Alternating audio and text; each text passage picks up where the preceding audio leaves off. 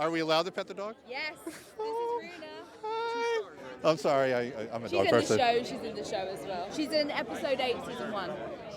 She might be in it again. So it's your dog you brought on set? Yeah, exactly. Okay, so one of the things I love about your character this season, you moved past the trauma of the Gorn, which I was excited to see. What was it like being able to explore the romance with Spock and taking your character in a different direction? Oh, so much fun. Like, not having to be so uptight all the time and so moody. The relief and actually bringing dance, which was my first passion, into the role, and something I asked for, actually, and I didn't think it would happen. And I was thinking maybe one dance routine. It ended up being like 7 or 8. I was like, oh, wow, okay. We had about, me and Ethan did about 74 hours of dance rehearsal outside of normal hours. But it was so much fun, and to bring my first passion into La'ana, make it part of her personality, was so fun. I really liked the Romulan episode, though, where you become a Vulcan/Romulan. How fun was it to kind of go back to a badass route for one episode? Oh, yeah, I mean, especially that I get to punch Paul Wesley. I mean, Kirk. I love Paul, but we're like brother and sister, so it's like sibling relationship. But yeah, that was really, really awesome that they gave me that, because, I mean, I feel like we've all done so much with our characters. There wasn't much left to do. I was like, what more can they give us, you know? And then when they came up with that, I was like, okay, brilliant, yeah. Kind of channeling Khan a little bit. And my last question is, what was your gut emotional reaction when you found out you were dancing to George Michael? Loved it. Jitterbug is like one of my favorite songs. I was so excited, so excited. So Michael Westmore, the great legendary makeup artist. The king. The king, really, the king. And obviously it's the 30th anniversary of First Contact, so that was a big part of it. What was like collaborating with him, especially on First Contact, creating Borg, like different types of Borg? He had created the Borg, and then he hired an entirely different crew to come in at 3 o'clock in the morning. So he had a whole set of ADs and makeup artists and Borg who came in 3-4 hours before any of the rest of us showed up. And the Borg just kept getting better and better and more evolved, if you will, as the movie went on and as the characters went on. So he was... I'm doing a quick picture really quick, and then I'll... As director, though, how fun was it doing kind of like a ghost ship zombie movie and also giving Picard a real edge in that film? It was like a horror movie. Yeah. And I say with pride, I think you can watch First Contact and not know anything else about Star Trek. Yeah. And you've got a movie. And what do you think about pushing Patrick Stewart's his character boundaries went further than anything you guys really did before with him? It's a man with some of the great range in the world, so it was a privilege to have him. And then the final question, you return to the Enterprise in the show Picard with your castmates. How was it going back to the original set with all your friends that 40 years almost of joining this journey with them together, going back? When we walked back on the bridge of the Enterprise D, the fat one, as they say in Season 8, or Season 8, I call it Picard Season 3, Season 8 of Next Gen. I had already seen it being built because I was directing prior to that, and it was done with such care and grace by Liz and by Blass that the colors were right, the angle of the arches were right, wharfs, everything about it. So I had gone through the emotional thing with Will Wheaton, actually. We walked on together. But the first time we were called on the set to rehearse a scene, I rode over from the base camp with LeVar and Marina. And I got out of the car and went in to watch their reaction when the door opened, because it was built on a separate soundstage. And the look on their faces was exactly the same look that was on the face of Geordi and Troy. So it meant a lot to us. That's the long version of it, meant a lot to us. So you had to create this new character, Data, years ago. Yeah. What was the process of building it with makeup artist Michael Westmore to kind of build your character? Well, I would try to be glib ordinarily, but in the case of Michael Westmore, I have too much respect for him to be glib. And honest to God, in almost every iteration of the character I did, I couldn't have done it without him. I would say he did half the work and I did the other half. And for you, I mean, the makeup artist is a critical relationship. You're the first one you see in the morning. Right. How was the process of him being in his chair every day, working? It is critical, really, because you don't want to be there the first thing in the morning, and you are. And Michael was always a wonderful, pleasant, vibe as soon as you sat down. He was a guy I looked forward to sitting in his chair every morning. And my last question, the end of Picard Season 3, you return to the Enterprise bridge with all your friends for the past 40 years. What was the experience going back to the bridge and shooting that scene? Well, I'll tell you what, it was, we had seen it, of course, before we shot it. So it was an exact replication of the bridge we worked on 20 years before. But being around my friends was not unusual because we see each other all the time. The most unusual part was that we were wearing costumes, and we usually don't. 7 of 9, what was it like going in Picard, being able to explore your character development past Voyager? It was great. It was scary going back, and it was such a big change. So it took me a while to find her voice again and to make it make sense to me. But once I did, it was great. It was so beautiful to be able to revisit and to see her journey and to continue that. And how did you feel becoming captain at the end? Like, how did that feel for your character from where you started and where you now pretty are? Cool full circle moment. I mean, she didn't even start out human. So, I mean, it's pretty good. Star Trek Unification gave us the greatest gift. Kirk and Spock back together one more time. What was it about the project that drew both of you? Well, I mean, I think my 40-year friendship with Rod Roddenberry and doing something that was relevant for the Roddenberry archive and the legacy of Star Trek, and also bringing Robin back as Saavik and connecting Spock's legacy and Kirk's together in this piece was something that was a big motivator and made a piece truly special. His ability to weave those things together, the friendship of the characters of Spock and Kirk, and then to pull Saavik into it, and Saavik's son with Spock. It in such a short period of time, and to inject all of that history in that beautiful cinematic few minutes was miraculous, really, and such a compliment to his artistry. And for you, I mean, doing Star Trek 3: Search of Spock, you had such a great relationship with Spock. Actually, especially in the movies, never really more intimate relationship, physically and emotionally, mostly. How was it for you to be able to actually pay that off? Oh, it was such a gift. Oh my goodness. We're talking a lot here about the profundity of the emotion. When I was put into the costume that they created for Saavik and the wig and the aged makeup, I wept. It's like they had given Saavik a life, a beautiful life of integrity and dignity and family and all of it. It was a gift. It was really a gift. She'd been left behind so many years before, and we embraced that. We dealt with it at the time, and it was just so nice to come out and give her a life, literally. Yeah. Now, from the producing standpoint, there's a lot of pressure.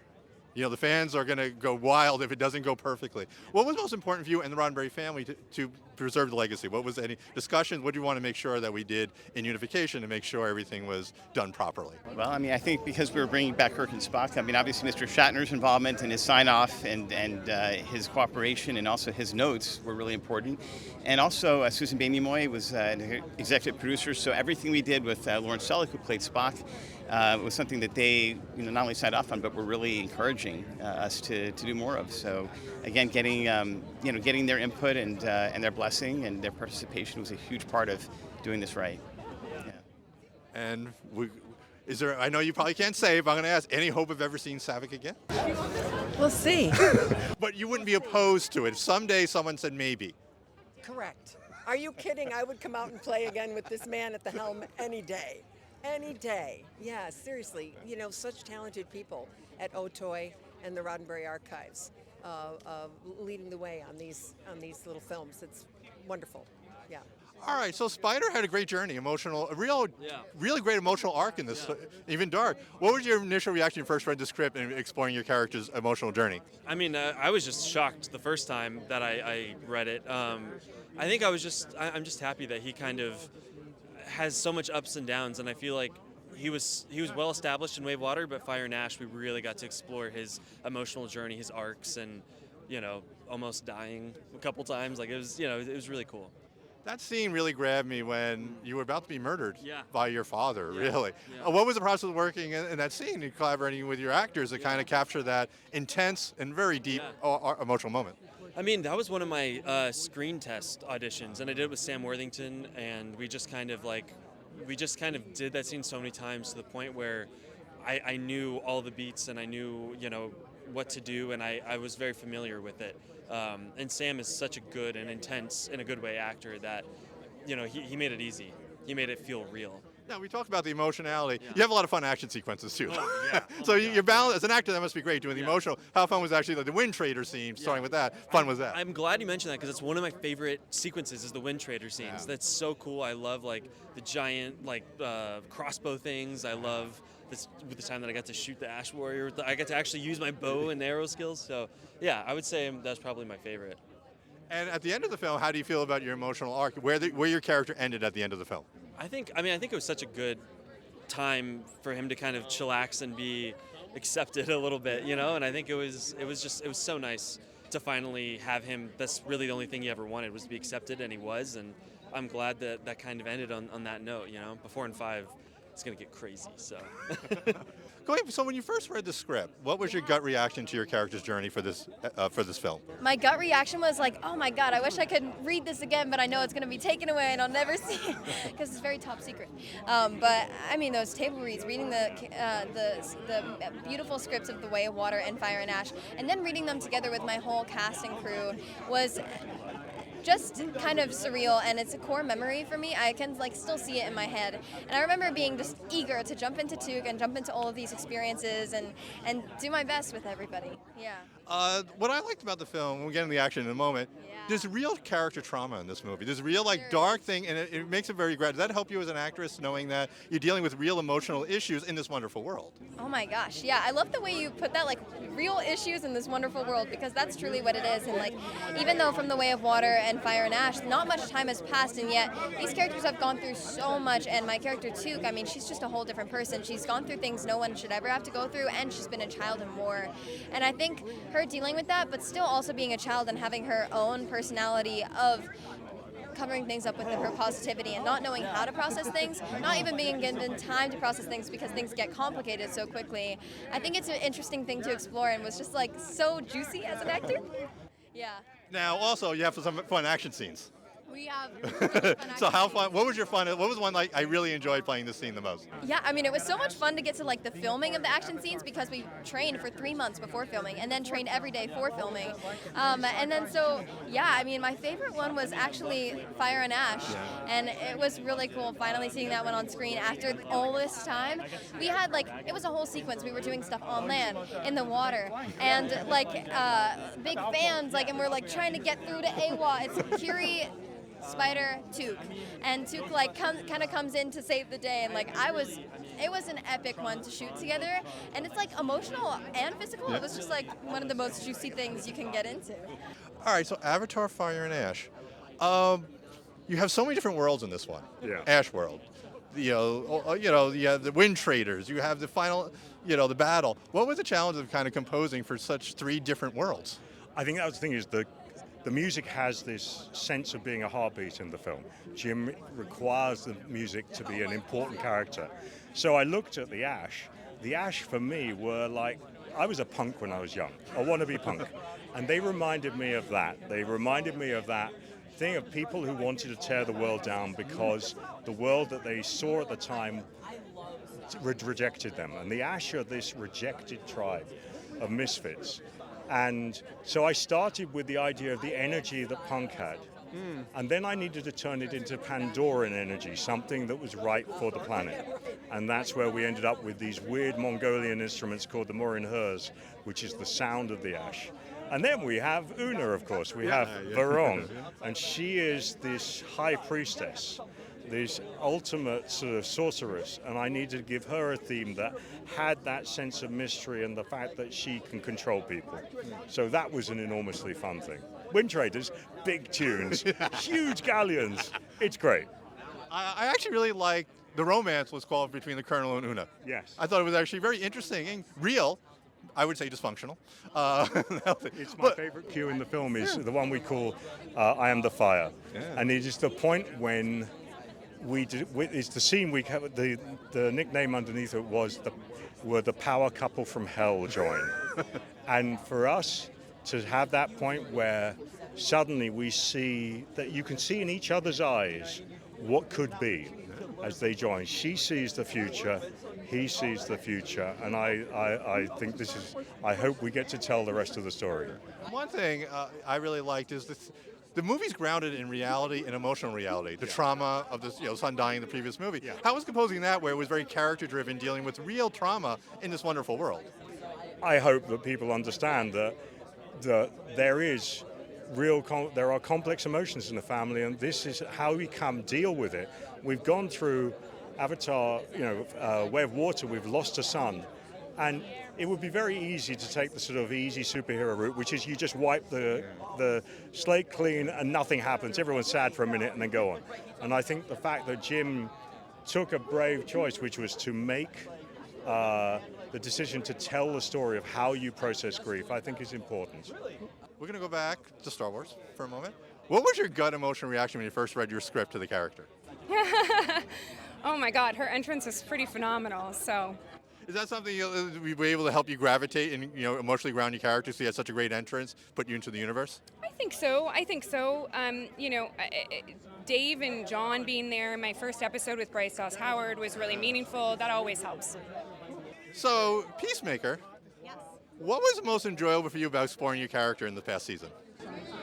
Oh my gosh, there were so many enjoyable things. It was such an amazing season to get to be a part of.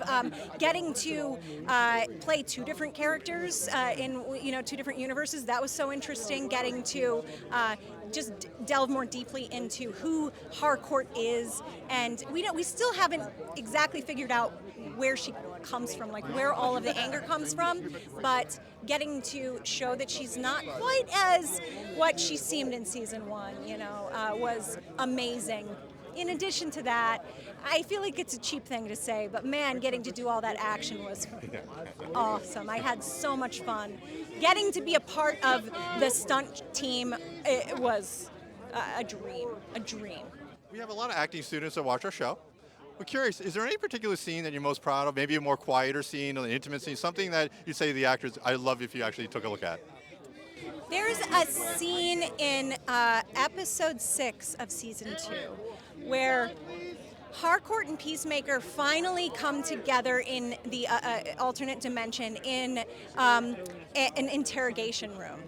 And the scene sort of almost plays out as an interrogation in some ways, but it's kind of the moment where Peacemaker confronts Harcourt and says, "It's now or never. You have to tell me how you feel," and she can't do it.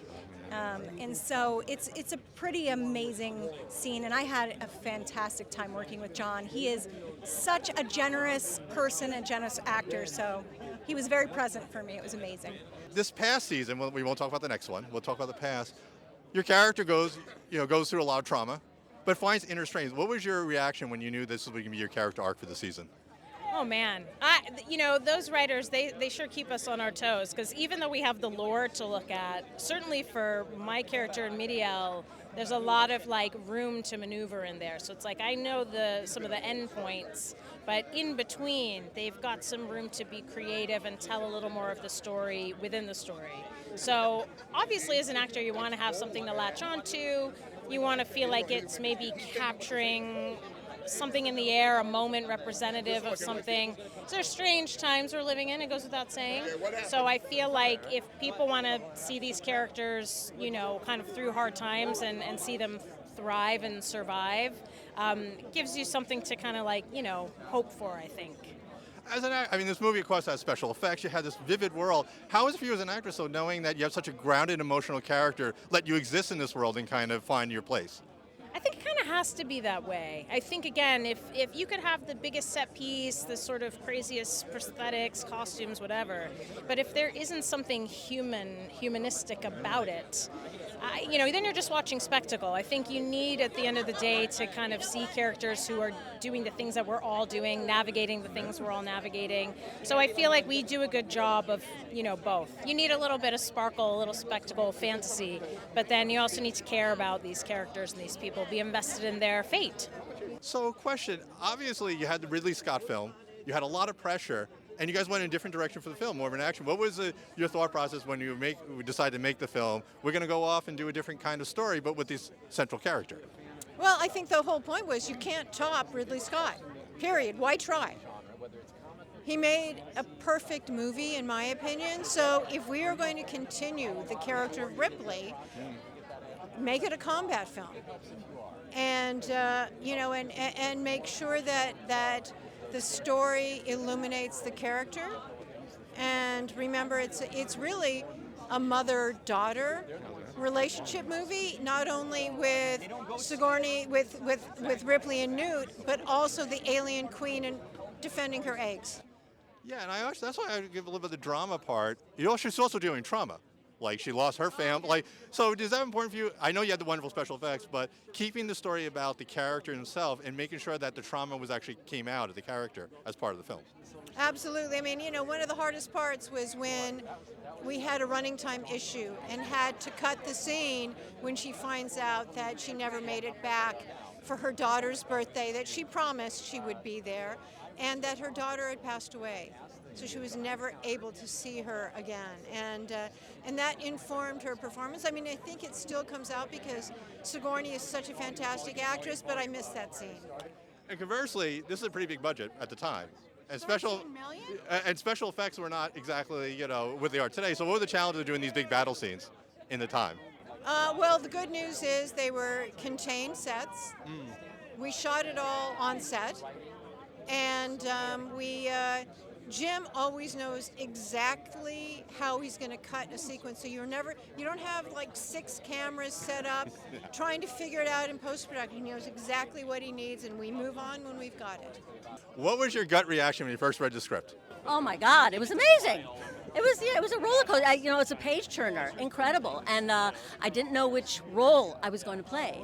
When I was cast, they said, we're not sure which role. I auditioned with Vasquez, but they said that she was already cast, and they were going to tell me. So I was just reading it. It was incredible. I was, of course, said as like, oh my God, I want to play Vasquez. So, but yeah. Was there any particular scene that you're most proud of? Maybe because I have a lot of student actors in the audience, so I always like to focus on a scene that maybe didn't get a lot of notice as much, not a bigger scene that really grabbed you. Oh, okay. I was going to say the pull-ups because I can't do them anymore.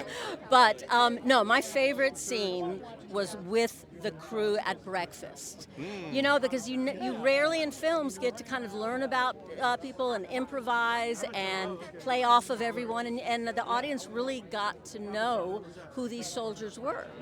And I really enjoyed that. And you established the relationship, the humor between them, your point where you're just like, you can't take any more of them. But I really enjoyed that. We got to develop our characters, and that's very rare in a film. Yeah. Let's go back, 40-year anniversary of Aliens. Amazing.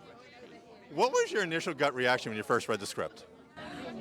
Truthfully, I just thought, okay. I mean, I really didn't, I was not 8 when I first read it and 9 when I filmed it. So I really had no clue what was going on. But for you, I mean, your character had so much depth, so much of an edge, so much things going on. What was like actually performing on set with Sigourney Weaver to kind of develop that? Well, I think because I was so young, I didn't really realize, you're just kind of naively going in there and not really knowing what you're doing and just doing what you're told to do, Looking back now, 40 years later, what scene are you most proud of? Something like, I really love that moment. Oh, there's so many scenes that I really like, but I really like, one of them that I really like is at the very end, when I get pulled across and then Sigourney crawls out and then I run over to her. I think that's just kind of like a really good way to kind of tie it all up. What was your gut reaction the first time you went on set? The first time I went on set, it wasn't a big day, so it was just like any other movie. I had no idea that we would be talking about this movie 40 years afterwards. What was the most fun part about? What was your most fun scene doing? I think the most fun scene was the breakfast scene when we were all allowed to just use the lines, but go off book if we felt it, and we did go off book, and it was inspired, and to see it on film afterwards was just a beautiful thing. So Shape of Water, you obviously play an alien, but his character actually is very grounded in almost emotional reality, which is my favorite part. Was that important for you to kind of find the emotional reality of your character when you also didn't have the power of speech? In The Shape of Water, I was a mute animal from the wild, yes. So instead of an alien, he was really more of an animal from South America. And with that, though, came an emotionality, yes. He had to fall in love with Sally Hawkins' character on camera. She was mute, and he didn't speak. So to have a non-verbal love affair break out visually was a task. It was to find communication that happens visually. And we're not aware how much visual communication we do in a day. Right now I'm using hand gestures, facial expressions, all of it, that helps tell you what I'm telling you. So without the voice, that has to play even bigger, right? So I think what I channeled for the amphibian man in the shape of water was he's the family dog. Now, the family dog can't talk, but he's got so much connection to his humans, doesn't he? And there's a scene where every scene I had with Sally Hawkins or Richard Jenkins, her next door neighbor, I liked and trusted both of them, so there was a lot of like meh, meh, meh, meh, between the two of us. So that's like the family dog would do. It would nuzzle up to you and say, thanks for being here, thanks for having me in your house. Now, we have a lot of student actors in the audience. I'm wondering, is there one scene in Shape of Water you would like them to look at? You're very proud of it. It doesn't have to be the grand scene. Maybe something like, wow, I'm really preferring this little performance, a little note, or something. Well, it was, there was a fantasy flash into a black and white musical movie where Sally Hawkins and I did a dance number, like an old MGM musical. We had to do dance training. Neither one of us are trained dancers, so we had to do, we had ballroom training and we had to learn this whole routine and rehearse it. Guillermo del Toro did something very smart. He brought us in to Toronto on location about 3 or 4 weeks early before filming started so we could do dance rehearsal every day together. What that bought us was the time, Sally and I, to interact as people, laughing. We cried together. We both have imposter syndrome, so we talked about that. Like, I'm not worthy to be here, and I'm not either. Oh my gosh, I hope we don't ruin this movie. Oh gosh, me too. We could connect, and we really bonded during that time. So, by the time the cameras rolled, we had a relationship already going. That was the smartest thing Guillermo del Toro did. Okay, so we'll start with you. What was it about the script that emotionally grabbed you, said, I got to play in this movie? I just thought I thought it was funny, and I loved the character, because play a nasty studio head was something I've been wanting to do for a long time. Not really. I mean, but it was a wonderful character, a good story.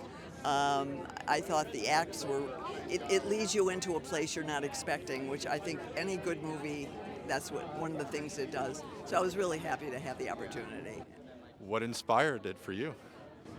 Well, when Paul Boyd brought me the script, and I got killed by Michael Myers in Halloween in 2018, I had shot another horror franchise I have coming out called Hellbilly Hollow, and I wanted to do another one where I can act alongside people that have been in the industry a long time, and they said Lynn Shaye possibly could be in this, and Bill Moseley, and we all came together, and the script was magical, and then I think Lynn even did some more work with Paul on it, I did, and then we just made this magical horror comedy. An ensemble cast came together with other great actors, and I'm very proud of it, and we had a lot of fun with it, so that's what drew me to it. And to be able to get to act now alongside people that have been doing it a long time and prove to people, that I could do that. So. And great scary special effects by Legacy. Yeah. Which were really, they blew my mind, because I didn't know what to expect. And there's something, I don't want to give it away, but there's something they created that literally left me speechless the first time I saw it. So I think it will also leave the audience somewhat speechless. And it was also funny, which is weird, a very interesting combo. Yeah. Yeah, it's a great film, and Bill Moseley is great in the movie as well. Everybody is, so we're very proud. It's coming out this Friday, March 13th.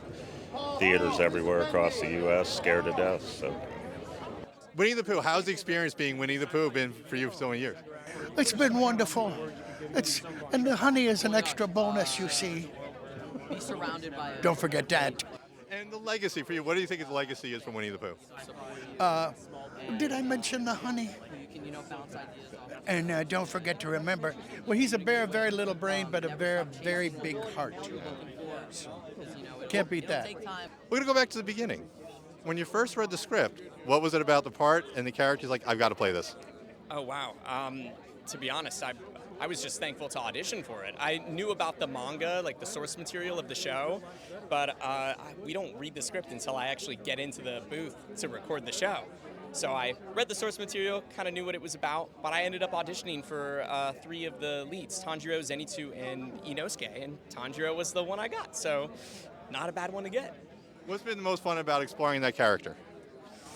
Oh, wow, probably just seeing how great of a person he is. His entire family is killed by a demon, and then he goes on a selfless journey to turn his sister Nezuko back into a human because she becomes a demon. And everything that he kind of goes through, he's just a really selfless, great person. He'll fight these demons, and then he'll pray over them afterwards, even after they try to kill him, his sister, and his friends. So he's just he's a very forgiving person, I would say. As an actor, does it help you? You're living in a fantasy world, but you have a grounded emotional character. Does it help you as an actor kind of exploring the fantasy element when you have something real to play as the emotional? Oh, 100%. Yeah, definitely. Something that I can relate to. I always do my best to ground myself in my own reality and even try to relate it to the character. I think about how would I react in this moment if this was me, and then also I see the character and I sort of merge the two together, and usually that's what comes out as my performance.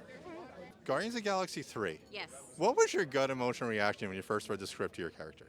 Oh my gosh, I did not get to see much until I was already down there and ready to do it on set.